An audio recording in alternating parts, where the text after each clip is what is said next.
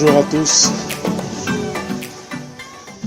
Je rends grâce au Seigneur qui nous donne de nous retrouver encore ce matin. Que son nom soit béni. Amen. Bien, nous allons continuer avec notre, notre feuilleton, pour utiliser un peu le langage de mon domaine professionnel, le cinéma. Un feuilleton, c'est un film qui se suit continuellement au fur et à mesure et dont la trame, c'est un film qui se suit avec les mêmes personnages, les histoires s'arrêtent et puis ça continue, ça s'est arrêté et tout ça. C'est vrai qu'aujourd'hui, certains appellent ça série, mais ce n'est pas réellement des séries en fait. On appelle ça normalement des feuilletons. Et c'est un peu ce que nous sommes en train de faire depuis avec notre enseignement sur Romains 5, 6, 7 et 8. Ce sont des choses qui se suivent. Où on s'arrête, ça continue. Amen. Je vais prier. Seigneur notre Dieu, nous voulons te bénir encore ce matin. Papa, c'est d'un cœur uni que nous te disons bonjour à toi, bonjour au Seigneur Jésus-Christ, bonjour au Saint-Esprit.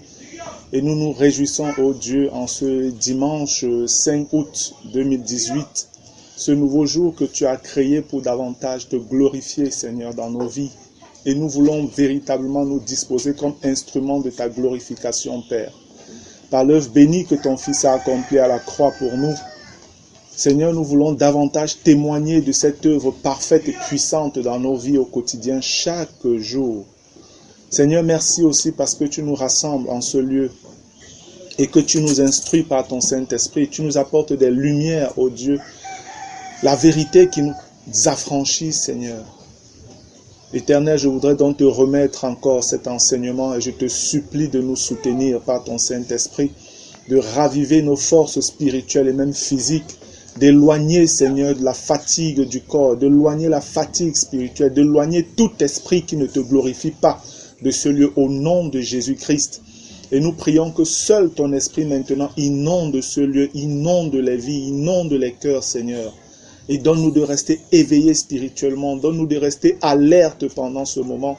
Seigneur, je te supplie davantage de déverser cette révélation de ta personne dans ta connaissance. Je te supplie d'illuminer davantage les yeux des esprits, les yeux des cœurs, Seigneur, je t'en prie, au nom puissant et glorieux de Jésus-Christ. Et que ton nom soit encore merveilleusement glorifié, Jésus. Amen. Amen. Gloire à Dieu. Normalement, selon notre programme, nous devrions être en train d'étudier aujourd'hui Romains 8, parce que dans une certaine mesure, personnellement, je me disais, voilà, c'est bon, on a bouclé avec Romains 7 sur peut-être 3 séries d'enseignements qui ont été donnés.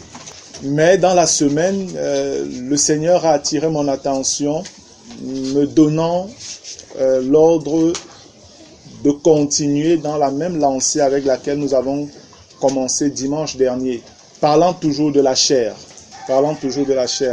L'ordre express que j'ai reçu de Dieu, c'était enseigne, parle-leur de comment crucifier pratiquement la chair. Voilà exactement ce que j'ai reçu du Seigneur. Parle-leur de comment crucifier pratiquement la chair. Parce que dans le livre de Galates, au chapitre 5, je pense au verset 24, il est écrit que ceux qui sont en Jésus-Christ ont crucifié la chair avec ses passions et ses désirs. Amen. Tout au long déjà de nos enseignements, nous avons vu que la chair a des passions, la chair a des désirs, la chair a même des volontés, elle a des pensées. Et nous avons fini par comprendre que tous ces éléments sont des éléments qui sont associés à quelque chose de vivant. C'est pourquoi la chair n'est pas un concept inerte, qui n'a pas de vie. Non, la chair est une entité vivante. C'est un esprit animé par Satan qui habite dans notre corps physique. Et cet esprit-là donc nous influence, ou alors essaye de nous influencer lorsque nous sommes nés de nouveau, en allant toujours dans le sens où Dieu ne veut pas. La chair est opposée à la volonté de Dieu. Elle s'oppose à la volonté de Dieu. Mais nous avons déjà, dans une certaine mesure, détecté un peu les ruses de la chair. Davantage, surtout dimanche dernier. On a touché un certain nombre d'éléments qui nous donnaient de faire véritablement la distinction entre l'esprit et la chair, entre les pensées de Christ et les pensées de la chair. Et comment même, dans une certaine mesure, déjà avoir la victoire sur la chair ou encore sur le péché. Parce que c'est davantage, rappelez-vous, le but de cette série d'enseignements que nous avons. Vivre véritablement en tant que chrétien dans la victoire sur le péché. Parce que c'est triste que de dire que nous sommes chrétiens, mais nous continuons à vivre dans les péchés que nous commettions quand nous étions encore païens. C'est totalement contradictoire, ça n'a pas de sens. Ça n'a pas de sens. Et pour quelqu'un qui a vraiment soif de grandir avec Dieu, ça doit être un vrai fardeau, un vrai problème. Comment est-ce que je suis devenu chrétien? La Bible dit que Jésus est venu afin de nous affranchir de notre péché. Il est venu pour nous libérer du péché.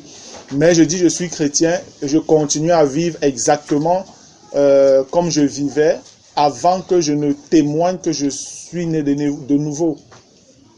Pour toute personne qui véritablement est née de nouveau, c'est un vrai dilemme, c'est un souci, c'est un vrai fardeau, un problème. Mais nous avons déjà vu que le problème c'est nous. Parce que, voilà, on ne comprend pas. Puisque tout est écrit. Et c'est vrai aussi que même comme c'est écrit, on a besoin vraiment de passer du temps dans la présence du Seigneur, de prier, de demander au Seigneur ses lumières afin qu'il nous éclaire. Paul le savait, c'est pourquoi il priait pour les chrétiens afin que le Seigneur leur accorde l'illumination. Et on avait vu ici, l'illumination c'est photizo, la lumière, l'éclairage spirituel, pour comprendre les choses telles que Dieu l'a dans son cœur et qu'il a révélé. Amen. Et ça, c'est possible pour ceux qui sont dans l'église, pour ceux qui sont dans la maison. Pour nous qui sommes dans la maison, le Seigneur ne nous parle plus en parabole. Dans les évangiles, on voit comment le maître, il enseignait, il parlait aux foules en parabole. Mais la Bible dit que lorsqu'il était à la maison, c'est surtout dans le livre de Marc que ça ressort. Lorsqu'il était à la maison, on dit qu'il expliquait tout clairement à ses disciples. Amen. Amen. J'aime beaucoup ce passage-là. Jésus parle aux foules en parabole, mais à ceux de l'intérieur, le Seigneur leur parle avec un langage clair. C'est pour dire que pour nous qui sommes de la maison c'est l'église. Pour nous qui sommes de la maison, on devrait pouvoir écouter le langage du Maître. Mais parfois, nous ne l'écoutons pas parce que nous ne prenons pas du temps même pour chercher à l'écouter. Nous sommes tellement distraits. Tellement distraits. Je vous exhorte donc à vous, savoir vous isoler, savoir prendre des moments intimes, personnels, secrets avec Dieu pour chercher à le connaître davantage, chercher à connaître sa parole, la méditer, l'étudier, avec le désir de la mettre en pratique. Et s'il y a des points que vous voyez tellement bénissants dans les Écritures, vous voyez, ce n'est pas encore votre espérance, c'est l'occasion de prier et dire, Seigneur, accorde-moi la lumière, donne-moi la révélation, l'éclairage dont j'ai besoin pour entrer dans cette réalité-là. Et on y entre par la foi, tout simplement. Amen. Amen. Bien. Aujourd'hui, donc, comme je dis, frère, il est question davantage de voir comment crucifier pratiquement la chair. Lorsqu'on dit ceux qui sont en Jésus-Christ ont crucifié la chair avec ses passions et ses désirs, ça veut dire quoi? Comment on crucifie la chair? Comment dans ton expérience pratique de tous les jours, tu peux savoir que ici, chair, je t'ai mis à ta place? Parce que nous avons vu que la chair doit être enfermée quelque part, dans une chambre, où elle fait tout son bruit, on entend ça un peu de loin, et puis ça ne nous dérange pas. Elle est en prison, elle n'est pas dangereuse pour nous. Mais si c'est qu'on se laisse distraire par ces bruits parce qu'on a peur et autres choses, toutes ces choses-là, alors on est davantage focalisé sur la chair et les vérités même de Dieu sont de l'autre côté et on les perd. On se retrouve dans un état où on fait plus confiance à la chair que de faire confiance à l'Esprit de Dieu. Et ça, c'est dangereux parce que la foi vient de ce qu'on entend et ce qu'on entend de la parole de Christ. Amen. Amen. Donc il est bon pour nous d'écouter plus ce que l'Esprit de Dieu nous dit, plus la parole de Dieu, que d'écouter les mensonges qui viennent de la chair. Amen. Amen. Jusqu'ici, nous sommes ensemble, n'est-ce pas? C'est juste un petit résumé. Amen. Amen. Gloire à Dieu. Nous allons surtout voir aujourd'hui aussi, en fait, on verra comment crucifier pratiquement la chair en dénonçant les mensonges de la chair. En dénonçant les mensonges de la chair. Nous allons lire quelques passages. J'ai relevé aussi quelques points selon que le Seigneur m'inspirait en semaine. Je l'ai noté au fur et à mesure. Ça s'est fait sur plusieurs jours. Nous allons examiner un certain nombre de points. Je suis sûr que chacun se reconnaîtra dans ces points-là. Je peux dire même dans presque tous les points, chacun se reconnaîtra. Peut-être il y a un point où tu ne te reconnaîtras pas si tu n'es pas marié. Mais si tu es marié, tu te reconnaîtras dans tous les points. Et même si tu n'es pas marié, fais attention parce que ce sont des choses qui pourraient t'arriver si tu ne comprends pas très bien. Donc c'est une bonne chose pour toi que tu ne sois pas encore marié maintenant. Là, quand tu vas comprendre et puis tu vas devoir entrer dans le mariage, tu ne vas pas souffrir. Amen. À moins que tu mettes cela en pratique. Le Seigneur l'a dit. Vous êtes heureux si vous connaissez ces choses, pourvu que vous les pratiquiez. Ça ne sert à rien d'avoir de la connaissance pour la connaissance. Jean, le chapitre 8. Donc, si vous me suivez bien, dans notre programme, nous sommes toujours dans le sillage au niveau de Romains 7. Nous sommes toujours dans la continuité de Romains 7. On n'a pas encore attaqué Romains 8. J'espère par la grâce de Dieu, nous le ferons dimanche prochain, peut-être en allant comme ça vers la fin. Peut-être. J'ai aussi hâte que nous terminions cette série pour recommencer avec nos sorties d'évangélisation qui sont en stand-by depuis près d'un mois déjà, ou un peu plus d'un mois même. Jean, le chapitre 8, je vais lire à partir du verset 43, il est écrit « Pourquoi ne comprenez-vous pas mon langage ? Parce que vous ne pouvez écouter ma parole. » C'est le Seigneur Jésus qui parle ici. « Pourquoi ne comprenez-vous pas mon langage ? Parce que vous ne pouvez écouter ma parole. » Le verset qui nous intéresse davantage, c'est le verset 44 qui dit « Vous avez pour père le diable et vous voulez accomplir les désirs de votre père. » Le diable a des désirs. Et ces désirs sont les désirs qu'il communique à la chair. Il a été meurtrier dès le commencement. Le diable est un meurtrier. Ça veut dire que la chair est meurtrière et pousse toujours au mal, à la mort, au meurtre. Et il ne se tient pas dans la vérité. La chair ne peut pas vous dire la vérité. La chair est animée du mensonge et rien que du mensonge. Parce qu'il n'y a pas de vérité en lui. Lorsqu'il profère le mensonge, il parle de son propre fond, car il est menteur et le père du mensonge. Ces éléments sont importants à comprendre parce que la chair se sert davantage du mensonge pour tromper les chrétiens. Beaucoup plus, c'est comme ça qu'il agit. Beaucoup plus. Le Seigneur nous révèle ces choses. Parfois, on les lit juste comme si c'était pour la connaissance. Ce n'est pas simplement pour la connaissance que le Seigneur parle comme ça. Ce n'est pas simplement pour la connaissance. Ce sont des éléments de discernement que Dieu nous donne, afin que dans notre quotidien, nous nous souvenions de ce qu'il dit.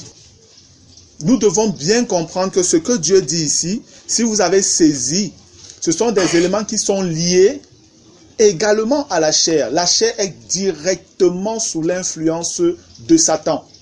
On nous révèle ici que Satan n'a pas de vérité en lui et le contraire de la vérité, c'est le mensonge. Donc la chair ne peut que vous mentir. Elle ne peut que vous tromper.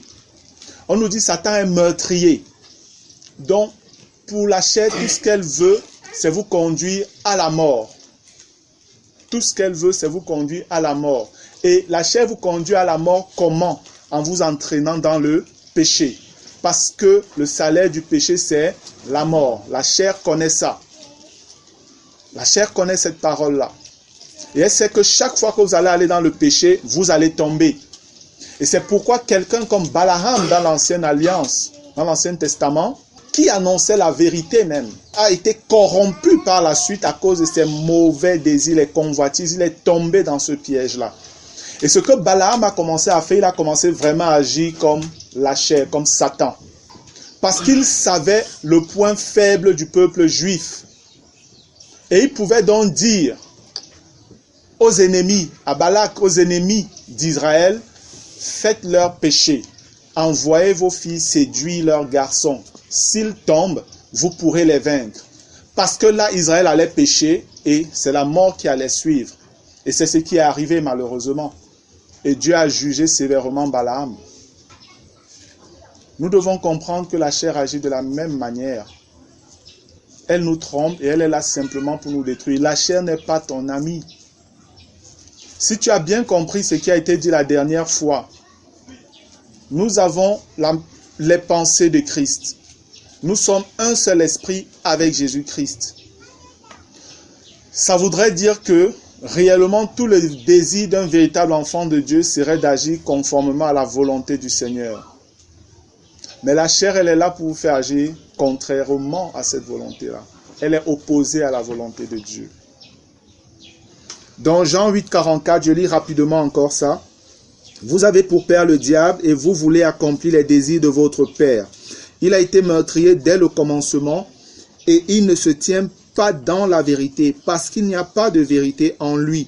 Lorsqu'il profère le mensonge, il parle de son propre fond car il est menteur et le père du mensonge. Et père ici, père, c'est la source, c'est l'origine du mensonge. Le diable est la source, l'origine du mensonge. Et moi, parce que je vous dis la vérité, vous ne me croyez pas. Voilà ce que le Seigneur dit. Lui, il dit la vérité et les hommes ont du mal à croire à ce qu'il dit. Parce que l'homme irrégénéré est contrôlé à 100% par la chair. À 100%. C'est pourquoi il a vraiment besoin de la grâce de Dieu pour être régénéré, être éclairé, afin de commencer à discerner les choses et faire le choix de s'engager avec le Seigneur ou non. Amen. Regardons un autre élément. Je mets les éléments là, ça c'est un peu la fondation sur laquelle je devrais bâtir l'enseignement d'aujourd'hui. C'est pour que vous compreniez. Vous comprenez que le diable est menteur, vous comprenez que le diable est meurtrier, il n'y a pas de vérité en lui, dont la chair se sert du mensonge pour nous entraîner dans la mort. Jean 10, je vais lire à partir du verset 9, il est écrit, on nous expose encore le diable ici. Le Seigneur Jésus dit, « Je suis la porte, si quelqu'un entre par moi, il sera sauvé. Il entrera et il sortira et il trouvera des pâturages. Le voleur ne vient que pour dérober, égorger et détruire. Moi, je suis venu afin que les brebis aient la vie et qu'elle l'ait en abondance. » Amen. On nous donne encore des éléments ici. Le verset 9 dit, le Seigneur dit, il est la porte. La porte permet d'entrer et de sortir. Après, il dit, si quelqu'un entre par moi, il sera sauvé. Il entrera et il sortira et il trouvera des pâturages. Ça veut dire quoi ça? Il entrera et il sortira. Ça parle simplement de la liberté que nous avons quand nous entrons en Christ Jésus. Amen. Quelqu'un qui n'est pas libre est enfermé et ne peut pas entrer et sortir. Nous sommes d'accord? Quand tu peux entrer et sortir à volonté, c'est parce que tu es libre. Le Seigneur veut faire comprendre que ceux qui viennent à lui entrent dans la réelle liberté. Amen. Vous connaîtrez la vérité et la vérité vous rendra libre. Et libre par rapport aux mensonges du diable. Libre par rapport à tout ce que le diable utilise pour tromper les hommes et les tenir captifs. Jésus vous accorde la liberté.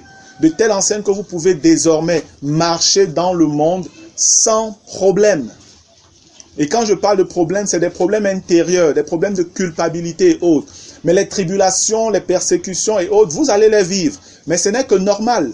Parce que le Seigneur dit, s'ils m'ont haï, ils vous haïront aussi. Amen. S'ils ont accepté mes paroles, ils accepteront aussi les vôtres.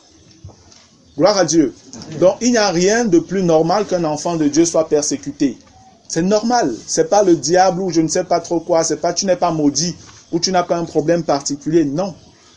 C'est normal. Plus tu es persécuté par le monde, plus tu es secoué à cause de la vie de Christ que tu mènes dans le monde, c'est le témoignage que tu es réellement un enfant de Dieu.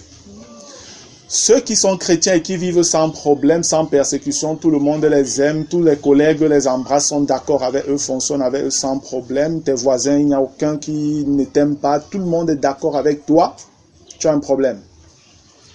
Écoutez-moi bien, tu as un problème. Un chrétien, parce que Jésus, lui qui était parfait, donc il n'a jamais fait de mal à personne, en réalité, tout le monde devrait l'aimer. Mais non, ce n'était pas le cas. Ce n'était pas le cas. On l'a rejeté, on l'a détesté, on l'a haï sans cause. Et on a fini même par le crucifier. Il est passé à un faux tribunal, totalement truqué, corrompu, violant toutes les règles de justice. Et on a finalement décrété, tu es coupable. Celui que la Bible appelle le juste, le seul dans les Écritures qu'on appelle le juste. Le juste. Nous sommes justes en lui. Amen. Amen. Mais le juste a été déclaré coupable par la justice du monde. Ça, c'est un sérieux problème. Voilà ce que la chair fait. Le voleur ne vient que pour détruire. Voilà ce que Satan fait et c'est ce que la chair fera. C'est pourquoi la chair agit. La chair, puissance de péché et de mort en toi, elle est là pour te détruire et détruire tous ceux qui sont autour de toi. Elle veut t'utiliser comme un instrument de destruction. La chair égorge. On a vu que Satan était meurtrier. Égorger, c'est tuer. La chair va t'amener à tuer. Et la chair, elle a également pour dérober, donc voler. La chair, elle est là pour voler quoi? Pas voler d'abord ton argent, elle peut le faire. Mais ce que la chair veut d'abord voler, c'est ta joie, c'est ta relation avec Jésus, c'est ta vie en Christ. C'est ça qu'elle veut d'abord arracher. Dès qu'elle réussit à t'arracher ça, alors maintenant, elle va t'entraîner dans beaucoup d'autres tribulations qui t'entraîneront finalement vers la mort et la mort éternelle. La mort physique et la mort éternelle. La chair est méchante parce que Satan est méchant. Je veux que vous compreniez, bien-aimés, ce matin que la chair est votre ennemi. Amen. Amen. La chair est votre ennemi. Il faut que vous compreniez que la chair est votre ennemi. Vous n'avez pas à collaborer avec elle. Vous n'avez pas à collaborer avec la chair. Dès que vous essayez, vous devenez un traître à l'alliance de Dieu. Ceux qui vivent librement dans le péché sont des traîtres à l'alliance de Dieu. Comprenez ça, c'est aussi sérieux que ça, bien-aimé. Quand on étudiera Romains 8, vous comprendrez davantage que Dieu, après avoir donné toutes les lumières qu'il a données dans Romains 5, dans Romains 6, dans Romains 7, dans Romains 8, le Seigneur est assez radical dans sa manière de parler par rapport à la vie selon la chair. Là-bas, Dieu est assez radical. Il vous montre dans Romains 8 que je ne mélange pas avec la chair et ceux qui s'amusent avec la chair n'ont plus rien à voir avec moi.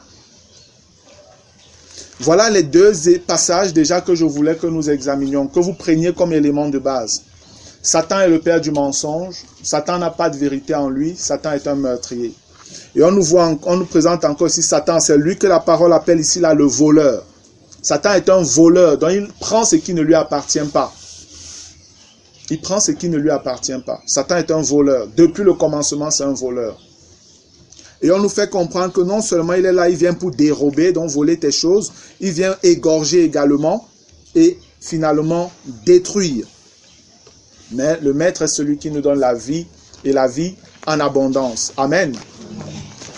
J'espère que je suis assez clair dans ce que je dis. Je ne suis pas rapide, ce n'est pas compliqué ce que je dis, n'est-ce pas? Le but, c'est qu'on comprenne. Amen. C'est vraiment expliquer les choses de manière simple pour que tout le monde puisse comprendre. Gloire à Dieu. Amen. Ce que nous allons faire, bien-aimés, maintenant, nous allons essayer de détecter la chair dans ses agissements, afin de l'exposer, d'exposer comment elle agit dans votre vie, dans notre vie au quotidien. Parce que dès que vous arrivez à détecter la chair, je vous dis, vous êtes dans une position d'autorité. Et cette position d'autorité vous donne une grande responsabilité. Parce que vous allez désormais avoir le choix. est-ce que je pêche ou alors j'obéis à l'Esprit de Dieu? Quand on ne connaît pas comment détecter la chair, on est embrouillé, on est confus. Et le Seigneur ne veut pas qu'on soit dans la confusion. Amen. Il dit que ceux qui se confient en lui ne sont pas dans la confusion. Gloire à Dieu. Donc, il est important qu'on sache exactement comment la chair agit. Il faut détecter la chair. Dès que vous arrivez à détecter la chair, je vous dis, vous êtes dans une position vraiment d'autorité. Vous êtes libre. Vous êtes libre. Je vais prendre une image pour que vous compreniez. Pour ceux qui font électricité ici, il y a une sorte d'ampoule. Je ne sais pas comment on les appelle, mais j'ai déjà vu ça. Ce sont des ampoules, si vous les mettez dehors chez vous, ou même dans la maison, dans un couloir, ces ampoules-là fonctionnent avec votre chaleur ou avec le mouvement. Voilà, je ne sais pas si c'est comme ça qu'on les appelle. Dès que vous êtes, parce qu'il y a un frère que je connais qui a cette ampoule-là. Lui, cette ampoule il a une maison à niveau et cette ampoule était placée très haut. La cour peut être, dans la nuit, la cour est totalement sombre. Mais dès que quelqu'un va passer seulement dans la cour, ça s'allume. Sans que personne n'ait besoin d'appuyer un interrupteur. Et c'est un système qui est assez bien, parce que c'est un système qui est dissuasif. Il est dissuasif, ça veut dire qu'il empêche parfois d'aller au bout de ce qu'on veut faire. Je parle pour ceux peut-être qui peuvent venir vers vous. Prenons un exemple, nous sommes dans cette maison, nous sommes dans la nuit, ou vous êtes chez vous, dans la nuit, et vous avez installé cette ampoule-là. Des bandits sont en train d'arriver, ou un bandit est en train d'arriver. Ils font tout, ils se cachent, ils essaient de se cacher comme ils peuvent, tout est noir, tout est éteint. Mais ils ne savent pas que vous avez cette ampoule. Quand ils sont en train d'arriver, tout sûr que non, cette fois-ci, on va réussir à entrer, on va les avoir et tout. Pendant qu'ils sont en train de penser à ça, paf, ça s'allume. Et quand ça s'allume, qu'est-ce qui se passe? Normalement, ils vont s'arrêter parce qu'ils vont se dire, on nous a vus. D'accord? Ils vont dire, on nous a vus. Et ils vont prendre peur. Ils vont directement essayer de fuir. Alors que vous êtes en train de dormir. Amen. Alors que vous êtes en train de dormir. C'est exactement le principe qu'on doit utiliser avec la chair. Dès que vous avez la capacité de la discerner pendant qu'elle vient, en réalité, elle ne devrait pas vous atteindre. Vous ne devriez pas être touché par le péché. Si vous arrivez à discerner la chair à distance, là vous la voyez venir. Ça commence à être comme un combat qui se passe au ralenti et dont vous avez le contrôle sur le ralenti. La chose est aussi simple que ça, bien-aimé. La nature nous enseigne. Amen. La nature nous enseigne. Il est important de discerner, de détecter la chair. Dès que vous l'avez détectée, vous pouvez l'exposer. Et quand vous l'exposez, vous pouvez même rire. Parce que vous dites, je te vois. Amen. Moi, je dis ce que je fais. C'est comme ça que je vis. C'est comme ça que je vis. Pour moi, c'est devenu naturel de discerner les actions de la chair. Que ce soit quand elles m'attaquent ou quand elles sont manifestées dans la vie d'autres personnes. Le Seigneur me permet de discerner cela. Et c'est comme ça, en fait, qu'on arrive à marcher dans la victoire sur le péché. Gloire à Dieu. Il y a des éléments qui sont importants de connaître pour vraiment entrer dans ce que je suis en train de dire. Si on a parlé d'une lumière qui peut s'allumer quand on est en danger, la parole de Dieu nous révèle que la parole, les Écritures, sont une lampe, n'est-ce pas? Amen. Sont une lumière. Jésus est la parole et Jésus dit qu'il est la lumière également. Amen. L'Église est la lumière. Donc, le Saint-Esprit qui nous éclaire est celui qui davantage joue cette fonction d'éclairer quand le danger arrive. Et le Saint-Esprit est Dieu, donc il ne peut pas faillir. Il est fidèle. Amen. Il y a donc deux éléments importants. Deux éléments importants pour entrer, pour être en position de force par rapport à la chair, pour la détecter. Il y a deux éléments importants. Le premier élément, c'est la parole même. Votre Bible, ce qui est écrit. C'est ce qui est écrit. Bien-aimés, si vous ne lisez pas votre Bible, vous ne pourrez pas avoir les lumières nécessaires pour détecter la chair. Comprenez-moi bien. Les chrétiens qui ne lisent pas leur Bible sont déjà vaincus.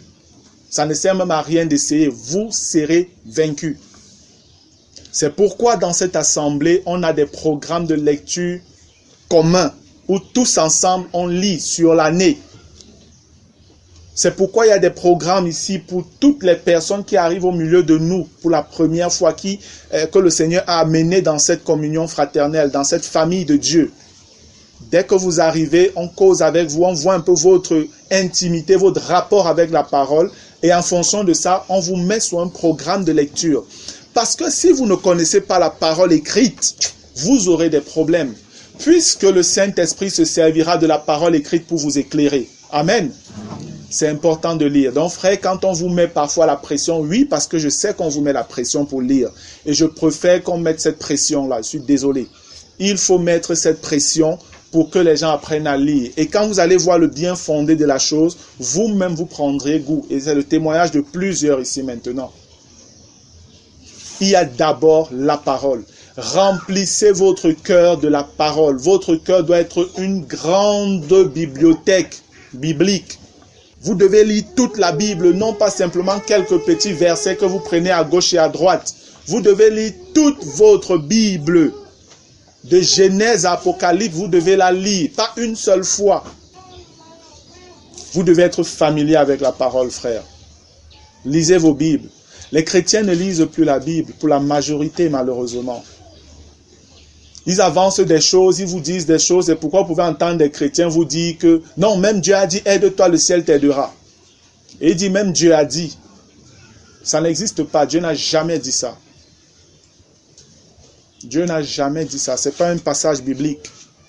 Et il y a beaucoup d'autres incongruités que les chrétiens racontent comme ça. Parce qu'ils ne lisent pas la parole. Le premier point fort pour vous, c'est de lire les Écritures. Le deuxième point fort, et celui-là est davantage pour les personnes qui ne savent pas lire. Peut-être c'est la question que tu te posais. Pour ceux qui ne savent pas lire, ils font comment? Le deuxième point fort, c'est la prière. La prière.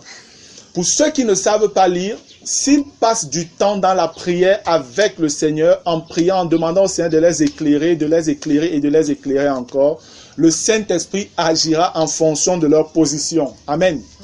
Il n'y a pas plus grand enseignant que Dieu. Il s'est donné à chacun selon sa position. Gloire à Dieu. Donc le Seigneur accepte tout le monde. Que tu sois un professeur d'université ou tu sois quelqu'un qui n'est jamais allé à l'école, pour Dieu, vous êtes au même niveau. Amen. Il suffit simplement que chacun maintenant agisse en fonction de sa position. Celui qui ne sait pas lire doit veiller à passer du temps dans la présence de Dieu. Parce que la Bible nous dit que même la nature nous enseigne. Et on n'a pas besoin d'aller à l'université pour savoir lire la nature. Nous sommes d'accord?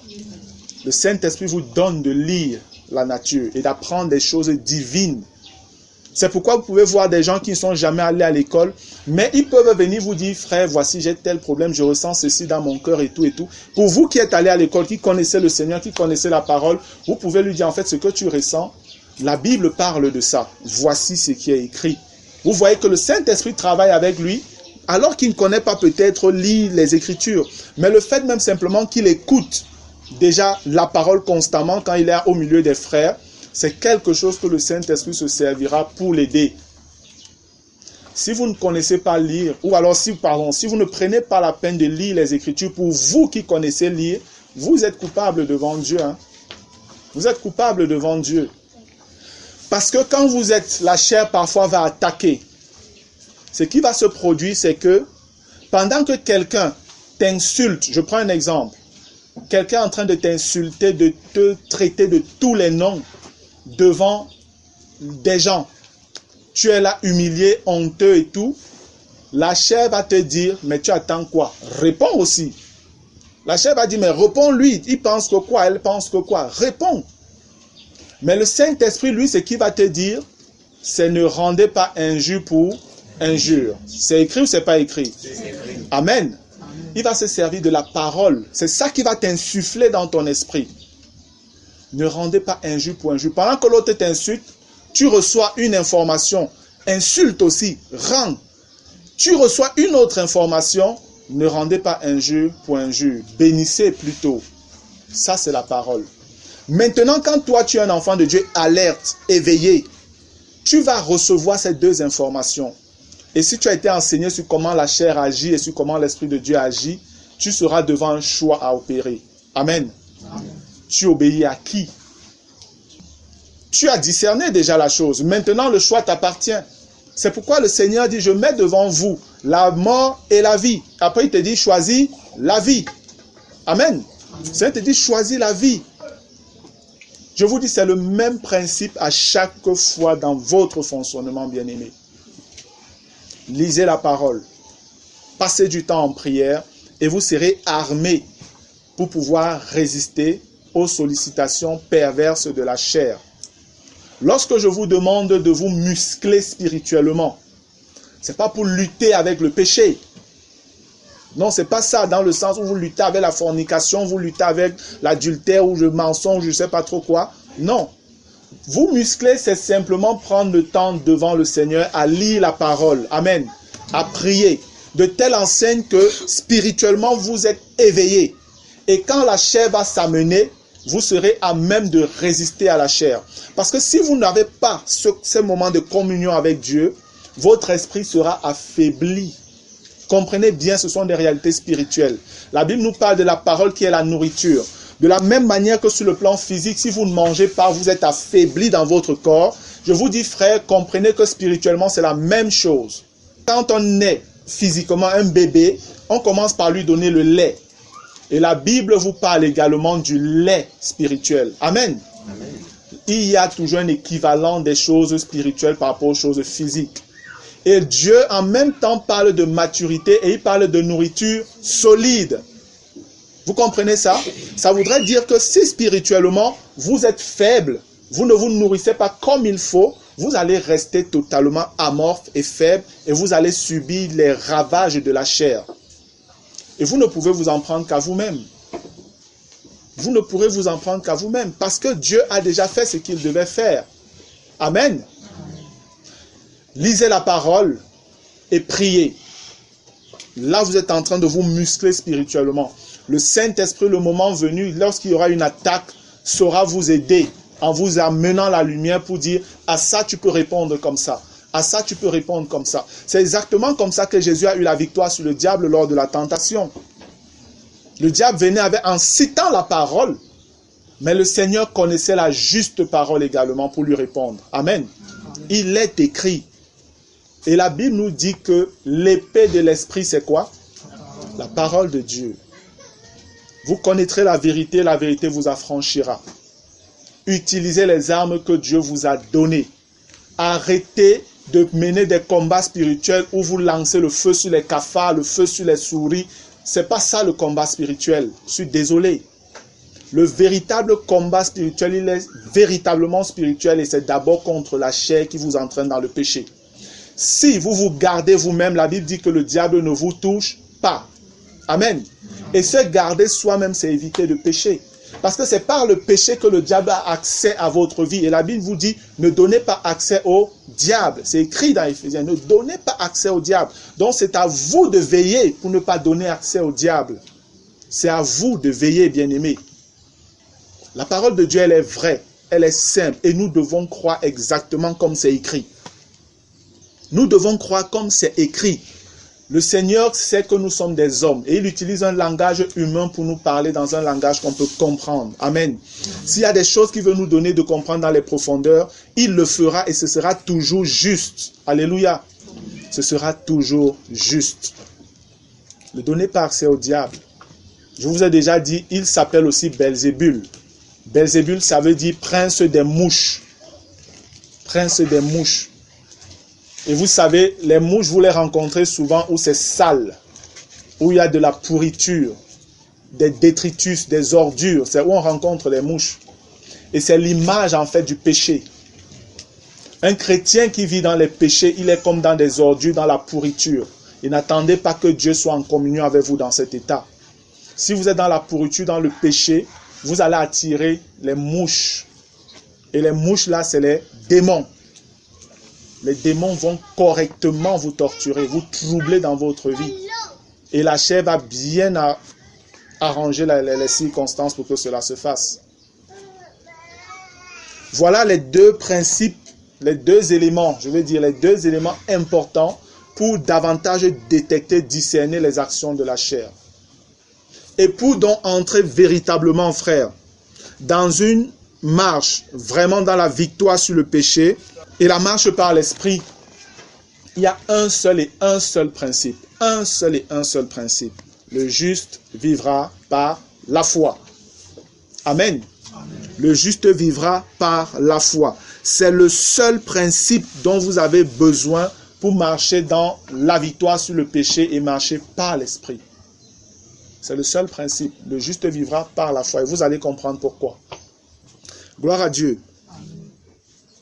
Bien, nous allons donc voir un certain nombre d'éléments maintenant que le Seigneur m'a donné de sélectionner pour voir pratiquement comment la chair agit et comment réagir donc vis-à-vis de cela à la lumière de ce que nous venons de voir, des éléments de base que nous avons déjà placés comme fondation. Commençons par la peur. La peur. Chacun de nous ici, d'une manière ou d'une autre, connaît ce que c'est que la peur, n'est-ce pas? Chacun, tout être humain sait ce que c'est que la peur. C'est pourquoi j'ai dit, on se reconnaîtra là-dedans. Et je parle d'abord de la peur même en général. Il y a des gens qui ont peur de tout en fait. On trouve la peur de tout. Il y a des gens qui ont peur du noir. Il y a des gens qui ont peur même de la lumière. Il y a des gens qui ont peur des serpents. Il y a toutes sortes de peurs. Toutes sortes de peurs. Mais si Jésus est venu et qu'il est venu pour nous libérer, pour nous donner la liberté, on ne devrait plus être dirigé par la peur. Amen. On ne devrait plus être dirigé par la peur, frère. Parce que les Écritures nous donnent des éléments qui nous donnent de comprendre que nous n'avons pas à agir dans la peur. Non. La Bible nous dit clairement dans 2 Timothée que ce n'est pas un esprit de timidité que Dieu nous a donné. Amen. Mais un esprit de force, un esprit de courage, un esprit d'amour pour agir. Ça voudrait dire qu'un chrétien qui a peur, un chrétien qui est timide, ce n'est pas normal. Comprends-le bien, c'est la chair qui est en train d'agir. Parce que Jésus n'est pas timide. Amen. Jésus est fort. Jésus est courageux. Et si tu as un esprit avec Jésus, si tu as les pensées de Christ, tu devrais réellement manifester la même vie que lui. Si tu ne la manifestes pas, ça veut dire qu'il y a un blocage et ce blocage, ça vient de la chair. C'est un principe simple pour comprendre ça. Tout ce qui n'est pas conforme au caractère de Christ vient de la chair. C'est facile de comprendre ça, frère. C'est facile de comprendre ça. Et vous vous rendez donc compte que pour résister à la chair, il faut connaître la parole. Amen. Parce que si vous prenez votre Bible et que vous regardez dans 2 Timothée, le chapitre 1, le verset 7, la Bible vous dit clairement que ce n'est pas un esprit de timidité que Dieu vous a donné. Ça voudrait dire que si vous êtes dans une situation où vous avez peur, vous craignez de parler à quelqu'un et tout ça, vous n'êtes plus dans la foi. Le juste vivra par la foi. Et ce que je suis en train de dire est une réalité qui se manifeste à tous les niveaux. Parce que parfois, vous pouvez être dans un travail et vous avez peur de parler à votre patron. Ce n'est pas normal pour un chrétien. Écoutez-moi bien. Ce n'est pas normal qu'un chrétien ait peur de parler franchement à son patron. Je ne parle pas de l'insulter, je ne parle pas de lui manquer de respect. Non, loin de là, le chrétien ne se comporte pas comme ça. Mais si c'est qu'il y a des choses qui ne vont pas, vous devez avoir la liberté de parler à votre patron franchement. Parce que où vous êtes la lumière. Amen. Amen. Et si vous y êtes, ce n'est pas un hasard. Le Seigneur sait pourquoi il vous a placé là-bas. Les gens aiment souvent dire, Dieu a dit, nous sommes la tête et non la queue. Mais ils le disent souvent dans le sens où c'est eux qui doivent avoir beaucoup d'argent, beaucoup de maisons, ça n'a rien à voir. Il est question d'être un leader dans ce qui est vrai et juste. Amen. C'est un leader dans ce qui est vrai et juste. Défendre l'opprimé. Défendre l'opprimé. Moi, dans l'entreprise où je travaille, on a beaucoup de difficultés. Beaucoup de difficultés.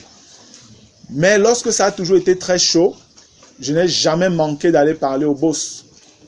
J'allais le voir dans son bureau pour lui dire ce que j'avais à lui dire comment on se sentait. Les autres collègues passaient le temps et passent le temps à murmurer dans les couloirs. Mais moi, quand je leur disais, mais au lieu de parler là, allons le voir, lui exprime ça, il dit non, pardon, qui va aller là-bas. Moi, dès qu'il refusait, moi je pars. Je lui dis ce que j'ai à lui dire et il m'explique exactement la situation et je vais redire à mes collègues, en fait, voilà ce que le boss a dit, voilà pourquoi nous sommes dans telle situation. Et c'est arrivé au point où le boss me fait véritablement confiance. Amen. Amen. Quand il y a des soucis, il m'en parle. Quand il y a des soucis, il m'en parle. Et quand il a fallu qu'on nomme maintenant un délégué, parce que le ministère du Travail avait demandé qu'on nomme des délégués dans tous les services de presse également, je ne voulais même pas, mais mes collègues m'ont dit, c'est toi qui seras notre délégué. Déjà même tu agissais comme le délégué avant même qu'on ne te nomme. Amen. Amen. Parce que réellement je défendais le droit de mes collègues, sans avoir peur. Pourquoi, frère? Parce que je suis conscient que le juste doit vivre par la foi. Si c'est Jésus qui prend soin de moi, alors je n'ai pas peur qu'on me renvoie du travail ou qu'on fasse je ne sais pas trop quoi encore, ou qu'on me punisse, ce n'est pas mon problème. Je dois agir selon la justice. Amen. Amen. Vous devez donc comprendre que si vous vous compromettez dans votre lieu de travail, vous n'avez pas d'excuse devant Dieu. Vous n'avez aucune excuse devant le Seigneur. Parce que vous aurez violé un principe des Écritures. Le juste doit vivre par la foi. Au-delà de la peur peut-être du travail ou de la peur générale, il y a une autre peur qui est très très forte sur certaines personnes avant qu'elles ne croient et même après qu'elles aient cru. La peur de la mort. La peur de la mort. La peur de la mort vient du diable. Ça vient de Satan.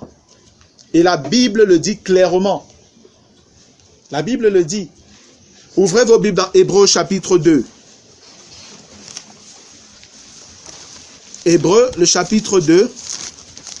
Je vais lire les versets 14 et 15. Il est écrit: ainsi donc, puisque les enfants participent au sang et à la chair, il y a également participé lui-même, afin que, par la mort, il rende impuissant celui qui avait la puissance de la mort, c'est-à-dire le diable.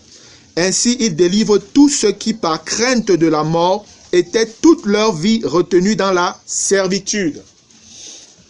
Par crainte de la mort, les gens ont peur de faire un ensemble de choses. Par crainte de la mort, on se compromet souvent dans notre marche chrétienne. Mais je vous dis, frère, la Bible nous fait comprendre, voici une vérité biblique. Et vous devez connaître cette parole. La Bible dit, le diable tenait les gens captifs dans la servitude parce qu'il avait le pouvoir sur la mort. Mais les Écritures nous font comprendre que Jésus est venu affranchir ces gens désormais. Amen. Et la parole nous révèle que c'est lui qui détient désormais les clés de la mort et du séjour des morts. Celui qui a la clé est celui qui a l'autorité. Alléluia. Donc on n'a plus raison d'avoir peur de la mort. Et vous êtes censés savoir que l'apôtre Paul dit la mort met un gain. Pourquoi donc avoir peur de la mort si la mort est un gain pour toi? Pourquoi avoir peur de la mort? Frère, moi, je n'ai pas peur de la mort. Et je vous dis la vérité. Je n'ai pas peur de la mort. Je vous donne simplement un exemple. Lorsque, voilà, j'étais dans les douleurs et tout ça, de la hernie discale qui me dérangeait au niveau du dos, je suis allé dans une clinique où on me suivait et il fallait que je sois opéré. Et c'est une opération qui est délicate. Et pendant tous les examens que je devais passer pour qu'on m'opère, j'étais tellement tranquille, tellement relax et je parlais sans stress que même le médecin qui devait m'opérer, il était étonné. Et un jour, j'étais là pour le rencontrer. Il m'a posé une question. Je lui ai répondu tout naturellement. Il me regarde, il sourit, il regardait les infirmières autour de lui. Il dit, mais ce patient-ci, lui, il est extraordinaire. Je vous dis ce qu'il a dit. Il dit, mais ce patient-ci, lui, il est extraordinaire. Il est tellement relax, tellement tranquille, qu'on n'a pas l'habitude de voir ça. Et elles ont accusé que, exactement, docteur, c'est ce que nous nous sommes dit. Que ce monsieur, lui, il est particulier. Frère, je n'ai aucune pression par rapport à la mort parce que je connais en qui j'ai cru. Amen. Amen. Je connais quelle est la vie que je mène avec celui-là. Et je sais que si je vais sur une table d'opération et que je meurs, je sais exactement où je vais. Et il est mieux pour moi même que je sois là-bas. Amen. Amen. À tous les niveaux, Satan ne me retient pas. Je suis libre. Alléluia. Je suis libre. Si je vis, ok, Seigneur, j'aimerais partir vers toi, mais si je vis encore sur la terre, je vis pour toi et Satan aura davantage de problèmes. Amen. Amen. Donc, si je vis, Satan a des problèmes. Si je meurs, Satan a perdu. À tous les niveaux, il est perdant. Et il est bon qu'il reste dans cette situation. Pas simplement pour moi, mais aussi pour toi. Amen. Amen. C'est la parole qui le dit. Et j'y crois, tout simplement. La peur n'a pas sa place dans la vie d'un chrétien. La peur liée encore au voyage. Il y a des gens, quand ils doivent voyager, ils entrent dans un état de stress pas possible. D'autant plus que nous sommes au Cameroun avec les routes que vous connaissez. Quand il veut voyager, il prend des moments de jeûne et tout ça parce que vraiment on ne sait pas. C'est vrai, vous pouvez le faire, mais je dis, vous n'avez pas à être dans cet état d'angoisse-là. Parce que la parole nous fait comprendre que Dieu veille sur notre départ comme sur notre arrivée. Vous prenez le psaume 121, c'est clairement écrit, et vous restez dans la foi. De telle manière à ce que, voilà, dans votre marche avec Dieu, vous êtes dans la paix. Amen. Amen. Et la chair est championne pour vous troubler, frère. Pendant que vous préparez un voyage, la chair va dire, souviens-toi de l'accident qu'il y a eu l'autre jour. Souviens-toi regarde que, en fait, tu passes tu es dans un état de stress pendant la préparation de ton voyage, que c'est comme si tu finissais même par appeler le malheur dans ta vie. C'est pas normal pour un chrétien. L'enfant de Dieu n'a pas à être dans cette situation. Dès que tu ressens ça, sache que tu es sous attaque. Comprenez-moi bien. Dès que tu commences à ressentir cette pression, c'est une attaque de la chair. Et dans cet état de peur, je te dis, tu peux faire maintenant des erreurs. Tu peux oublier certaines choses. Beaucoup de choses vont s'enchaîner à cause de cette peur-là. La chair vous attaque à tous les niveaux et de toutes les manières possibles. Vous n'avez pas à céder. Vous devez rester dans la foi. Et vous devez savoir que les cheveux de votre tête sont comptés et rien ne vous arrive si le Seigneur ne le veut pas. Amen. Amen. La mort n'est pas une fatalité pour le chrétien. Nous sommes appelés à mourir tous d'une manière ou d'une autre. Nous sommes tous appelés à mourir. Si c'est sur la route que tu dois mourir, gloire à Dieu, je meurs et je vais au ciel. Amen. Amen. Je meurs et je vais au ciel. Mais mon Seigneur est vivant, ce qu'il m'a dit que je dois faire, je dois l'accomplir. Donc je resterai vivant. Et ça fait que quand Satan vous met cette forte pression, vous avez simplement à lui dire, Satan, tais-toi, je vivrai. Amen. Amen. Vous aimez bien chanter, je ne mourrai pas, je vivrai. Les gens chantent ça, ils ne comprennent pas. Ils ne comprennent pas. Ce sont des confessions qui sont fortes et qui sont bibliques contre les attaques de la chair au niveau de vos pensées. La chair ne vous laissera pas tranquille. Elle a des astuces incroyables pour vous atteindre. Et si vous ne connaissez pas la parole, vous allez forcément tomber d'une manière ou d'une autre. La peur du lendemain, ça aussi c'est une chose très grave. Là encore, les chrétiens se compromettent totalement par rapport au travail. Parce que tu es dans un service, on te demande de faire des choses qui sont même totalement contraires à la volonté de Dieu, totalement contraires au principe de la foi chrétienne. Tu finis par te soumettre parce que tu te dis, si on me chasse du travail, je vais faire comment? Mon bailleur, je vais faire comment avec lui? Les factures, je vais faire comment? Les enfants, ils vont manger quoi? La chair commence à te balancer tout ça. C'est la chair qui va te les envoyer, pas Jésus-Christ. Comprenez-moi bien. Parce que Jésus, lui, l'a dit. Cherchez premièrement le royaume et la justice de Dieu et toutes ces choses vous seront données. Amen. Il nous a demandé de ne pas nous inquiéter. Le lendemain aura soin de lui-même. À chaque jour suffit sa peine. Frère, il le dit dans un contexte où il vous dit, ne vous tourmentez pas pour ce que vous mangerez, pour de quoi vous serez vêtus. Si vous croyez en cette parole-là, vous n'avez pas à vous compromettre par rapport à un travail. Non, vous n'aurez pas d'excuses. Le Seigneur a dit que c'est cette parole-ci qui nous jugera. Amen. Amen. C'est comme ça que la parole va vous juger. Parce que Dieu va te dire, pourquoi tu t'es compromis? Tu vas dire, Seigneur, j'avais peur que... Il va te dire, mais ne savais-tu pas qu'il est écrit ceci? Comment tu vas lui répondre? Ta bouche sera simplement fermée et Dieu sera reconnu pour vrai. C'est ça la parole, frère. Lorsque le Seigneur vous demande de vous juger vous-même afin de ne pas être jugé, c'est de vous juger à la lumière des Écritures. C'est pourquoi je vous dis, lisez la Bible. La Bible, ce n'est pas pour les pasteurs seulement. La Bible, ce n'est pas pour les prêtres seulement. La Bible, c'est pour tous ceux qui se reconnaissent chrétiens, parce que c'est le livre d'amour que Dieu laisse à ses enfants. Amen. C'est pourquoi on appelle ça testament. Le monde, dès qu'il y a un parent qui était riche, le père ou un oncle, je ne sais pas, meurt, et on dit qu'il a laissé un testament, chacun lutte et court pour être là le jour où on va lire le testament. Pourquoi? Parce que chacun veut écouter, est-ce qu'il ne m'a pas laissé un peu de sous là? Il ne m'a pas laissé la maison que j'attends depuis là. Chacun veut savoir la richesse qu'on lui a laissée. Frère, c'est la même chose avec la Bible. La Bible est le testament où Dieu a laissé des trésors et il a dit ce qu'il a laissé à chacun.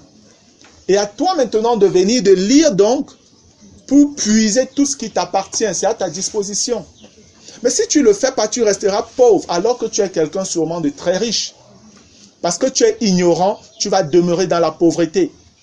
Mon peuple périt faute de connaissance, malheureusement. Mais lorsque vous prenez la peine de sonder les Écritures, alors le Seigneur vous révèle des choses merveilleuses par rapport à votre vie, par rapport à ce qu'il a fait, par rapport à ce qui est votre héritage et votre partage. Maintenant, pas dans l'éternité seulement, maintenant. Et en tant que chrétiens, nous devons connaître comment utiliser toutes ces richesses-là. Malheureusement, je vous dis, il y a des chrétiens, et nous sommes nombreux, peut-être moi-même je suis encore, on arrivera devant Dieu et quand on verra tout ce qu'il avait mis à notre disposition, que nous n'avons pas su utiliser, on va dire, oh Seigneur, comment on était aveugle. Mais il m'arrive, frère, de prier et de dire, Seigneur, donne-moi de profiter pleinement de tout ce que tu as mis à ma disposition sur cette terre et que je ne laisse rien du tout. Vous devez prier comme ça. Ne craignez pas par rapport au lendemain, frère. Ne craignez pas par rapport au lendemain. Je suis dans une entreprise, nous sommes au 8e mois, sans salaire. 8 mois sans salaire. Dieu prend soin de ma maison. Amen. Le Seigneur lui-même sait comment il agit. Et je veux que vous sachiez que je ne prends pas les dîmes, ni les offrandes et tout. Donc ce n'est pas qu'on dit que non, tu prends l'argent des enfants de tout, tu viens manger chez toi, tu es là tranquille. Je ne prends pas des dîmes et les offrandes. Zéro, je ne prends pas. Mais le Seigneur veille sur ma maison, sur ma famille. Amen. Amen. Parce que le juste doit vivre par la foi. Et ça fait partie de la formation que j'ai reçue de Dieu. Il m'a appris à avoir faim, à avoir soif, à vivre dans la disette, à vivre dans l'abondance. Le Seigneur me l'a appris. Et il veut l'apprendre à tous ses enfants. Paul dit, j'ai appris. Mais il y a des chrétiens, dès qu'ils ont un peu faim, ils commencent à prier en disant que le diable a bloqué, le diable a fait ceci, ils envoient le feu partout. Vous allez apprendre comment avoir faim. Paul dit, il a appris à avoir faim. Il a appris à vivre dans l'abondance et dans la disette. Mais pour que vous appreniez ces choses pratiquement, il faut bien que vous passiez des moments où vous n'avez rien à manger. Et ce n'est pas parce que c'est la famine que vous allez dire, Dieu m'a abandonné. Qu'est-ce qui nous séparera de l'amour de Christ? Sera-ce la famine? Non. La nudité? Non. Lorsque vous connaissez en qui vous avez cru, frère, vous ne tremblez pas devant toutes les petites choses que le diable peut faire là devant vous. Et vous ne tremblez pas lorsque vous êtes dans l'école du Saint-Esprit pour vous donner de grandir, d'être une personne mature en Christ. La souffrance, réellement, le monde même le dit, est une école et c'est vrai pour le chrétien aussi. Pour nous, on parle de la croix. Amen. Amen. On parle de la croix. Même avoir soif. J'ai appris à avoir soif. Tu restes là, tu as soif, tu n'as pas d'eau à boire. La peur du lendemain n'est pas une excuse pour qu'un chrétien abandonne Jésus-Christ ou pour qu'un chrétien se compromette. Non. Le Seigneur dit qu'on ne tient pas pour innocent le voleur qui vole parce qu'il a faim. Ça veut dire que ce n'est pas parce que tu es dans un état de souffrance que tu peux te permettre de te compromettre. Il faut faire attention. Tu seras coupable devant le Seigneur. Mais vous devez apprendre à vivre comme Christ a vécu. Amen. Et le Seigneur a tout fait pour que nous y entrons. Dieu est un Père d'amour. Romains 5 nous l'a enseigné. Il vous a montré la preuve en vous disant, vous devez croire en moi, vous devez me faire confiance. C'est tout le message de Romains 5. Romains 5 vous dit, regardez, vous étiez même encore pécheurs. Et dans votre position de pécheur, ennemi de ma personne, je vous ai aimé et j'ai donné l'objet de mon affection, le plus précieux don que j'avais, mon fils. Je l'ai livré pour vous quand vous étiez encore mes ennemis. À plus forte raison maintenant que vous avez cru en lui et que vous avez accepté ce qu'il a fait, témoignant de ce que vous êtes reconnaissant vis-à-vis de moi. Pourquoi pensez-vous que c'est maintenant que je vais vous abandonner? Dieu parle comme ça, comme un père. Et vous devez le comprendre aussi simplement que ça. Amen. Tu n'as pas de raison de trembler devant le diable. Amen. Amen. Dieu est fidèle, il est puissant. Il faut savoir en qui tu as cru. Gloire à Dieu. L'autre point que je veux examiner avec vous et qui est toujours lié au premier point de la peur, c'est le doute. Le doute, c'est les mensonges de la chair au niveau de vos pensées. Il agit véritablement à ce niveau-là. Il y en a qui doutent vraiment, ils sont tellement, je ne sais pas comment je vais le dire.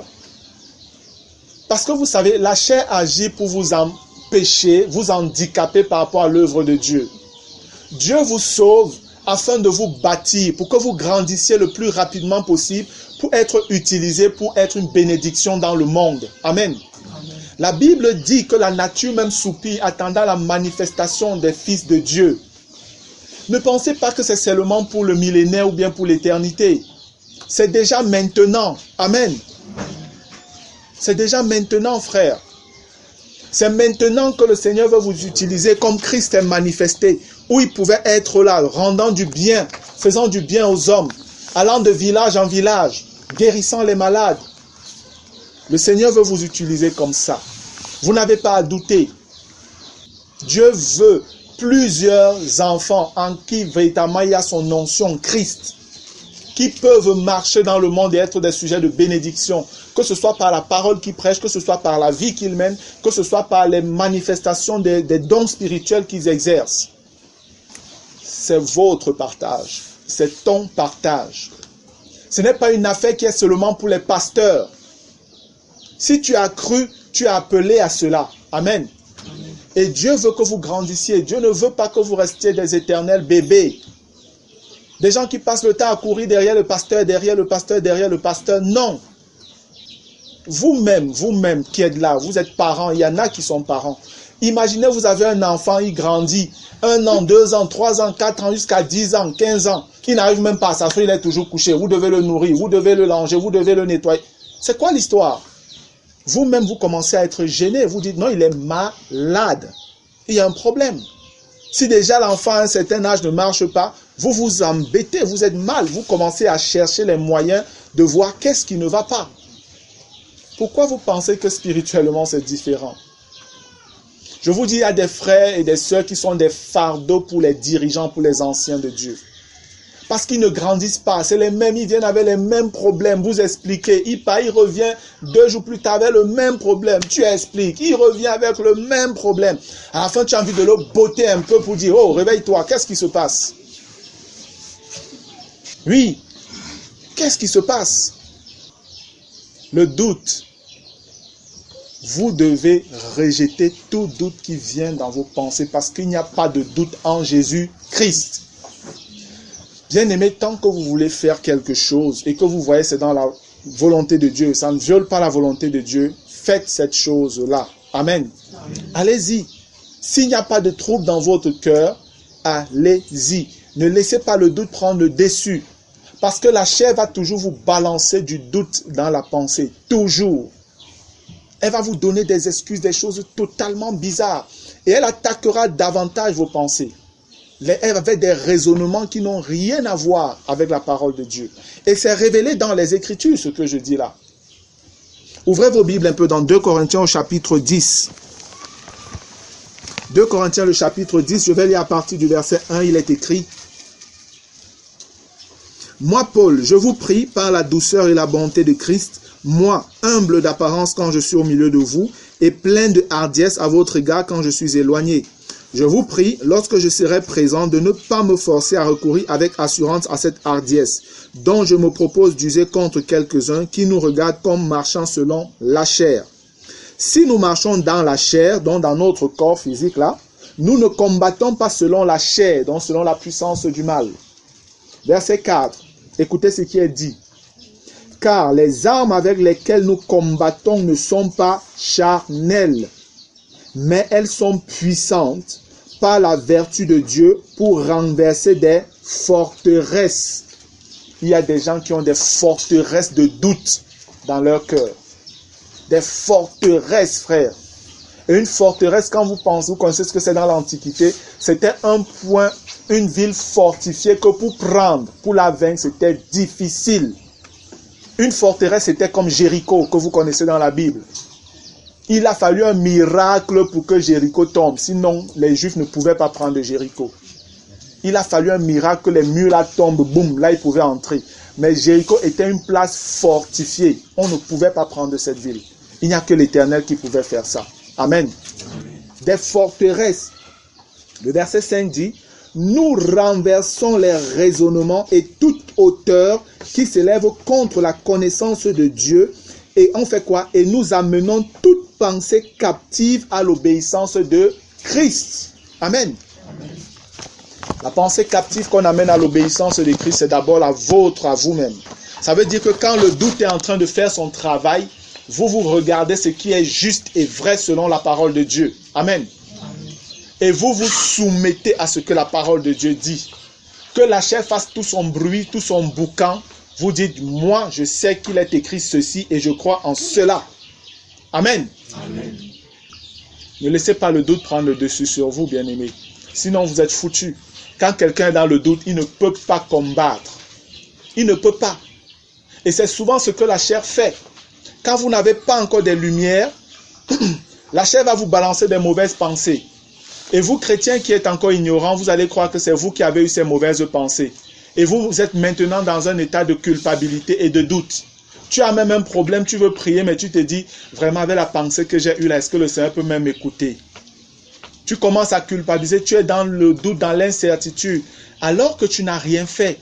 Mais tu es simplement ignorant de la vérité. La chair a des pensées et c'est elle qui a toutes les pensées sales, impudiques là. C'est elle qui les envoie dans tes pensées.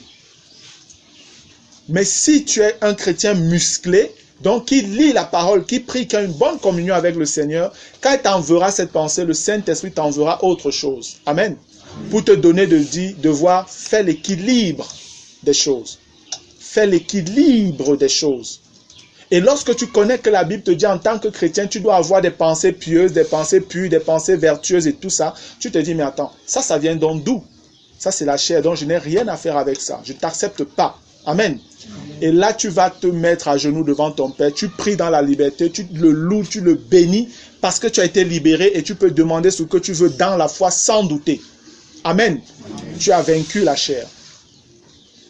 Voilà comment pratiquement vous pouvez vaincre la chair par la lumière de la vérité. Refusez ce que la chair vous propose et restez dans ce qui est écrit dans les Écritures. Il n'y a pas un autre moyen, frère. C'est la parole qui est l'épée de l'esprit. C'est avec la parole qu'on combat la chair et qu'on l'amène à la défaite.